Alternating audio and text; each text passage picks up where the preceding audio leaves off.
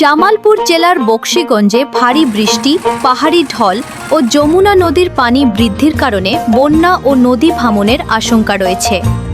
এলাকাভেদে নিম্নাঞ্চল প্লাবিত হওয়া এবং রাস্তাঘাট তলিয়ে যাওয়ার খবর পাওয়া যাচ্ছে।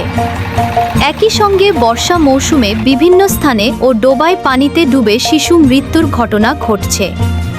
বকশীগঞ্জ বন্যা ও নদীর পানি পরিস্থিতি নিধি ও পাহাড়ি ঢলের অবস্থা।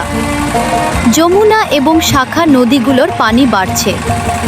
পাহাড়ি ঢল ও বৃষ্টির কারণে বকশীগঞ্জ সহ জামালপুরের বিস্তীর্ণ অঞ্চলে বন্যা পরিস্থিতির অবনতি বা সতর্কতা জারি রয়েছে। স্থানীয় পরিস্থিতি: অনেক জায়গায় নিচু কৃষি জমি তলিয়ে গেছে এবং নদী ভাঙন শুরু হয়েছে। প্রবল স্রোতে নদী ভাঙন কবলিত এলাকায় মানুষের দুর্ভোগের খবর পাওয়া যায়।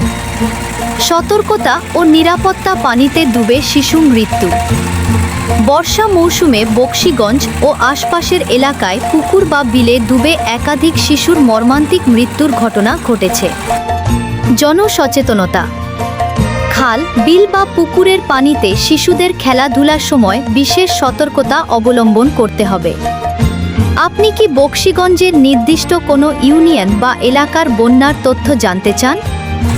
অথবা আপনি কি কৃষি জমি, রাস্তাঘাট বা বিশুদ্ধ পানির সংকট সম্পর্কে বিস্তারিত খোঁজ করছেন?